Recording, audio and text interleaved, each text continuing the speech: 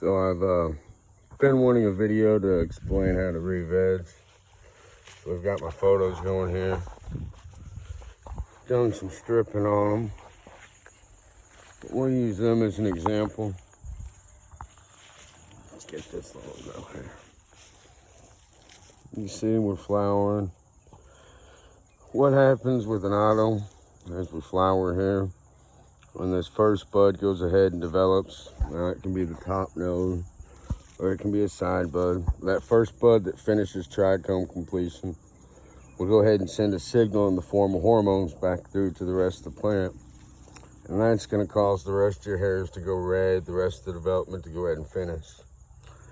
If you harvest before trichome completion, so you don't want it to get all the way finished, that means every little trichome finishing, you get Reflower Reveg. And so part of the plant, say flower growth, will develop normally, whereas the vegetative state will stay just about like this, looking naked and never fully develop. But if you harvest into it, it picks up and starts developing again. Pretty simple overall, but it does a lot of different stuff depending on how you harvest from flower to vegetative growth.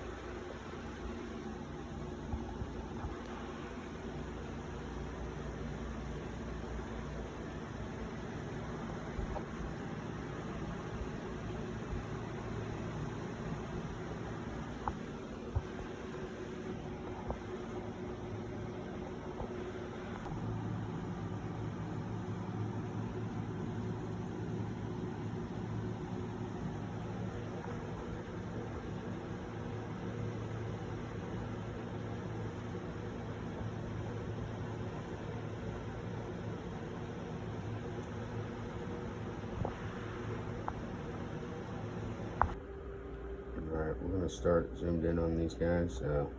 This is for the selective harvest. This is what I'm going to consider to be the done ones. They've got some white hairs to them down here around the base. But like the head here, all the hairs have changed. The trichomes have been cloudy on this one for a few days. Nothing major been on top. Hasn't really showed underneath a whole lot. There's been some, so that's why I went ahead and started. At first sign, I usually go ahead and harvest a sativa. But you got that, it'll be scattered around on the plant. There'll be different spots. And we're gonna re-head down to the next point where we find pistil development. Easier to see. Some of these, you can see where there's still pistils developing. That stuff will stay. As you look down this branch, it's one that's further along. It's finishing, so I'll have to go around and pick those individuals out, look at the trichomes, make sure that they're good and cloudy, see if there's any sign of amber. And we'll track all the head buds. Everything in flowers should be checked and re-headed as you go. As I have some examples of that, I'll come back with it. Alright guys, I think this is part 11. Top guy here is finally ready. Got amber all over. Finally ready to go. This one over here looks like it's by the limb. I'll have to check that guy out.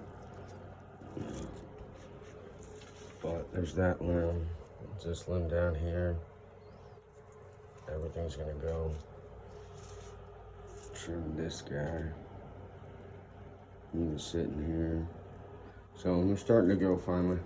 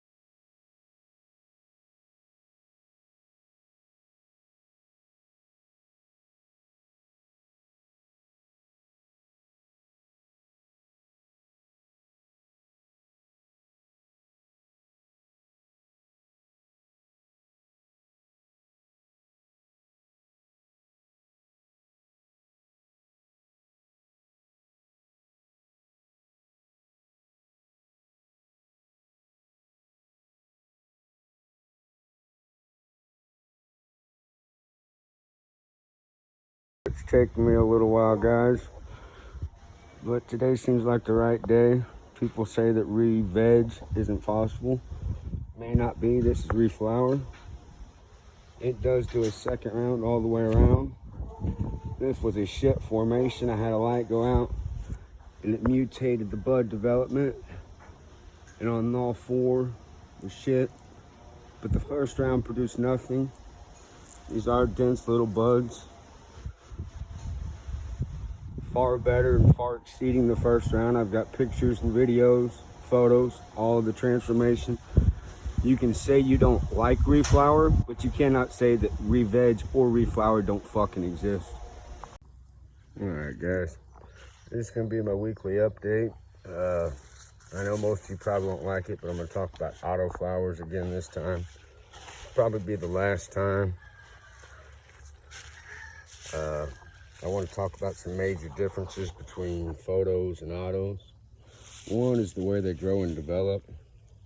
First, a photo will develop thoroughly all the way through down to the bottom, have budding points that come all the way out, and she'll develop all the way down.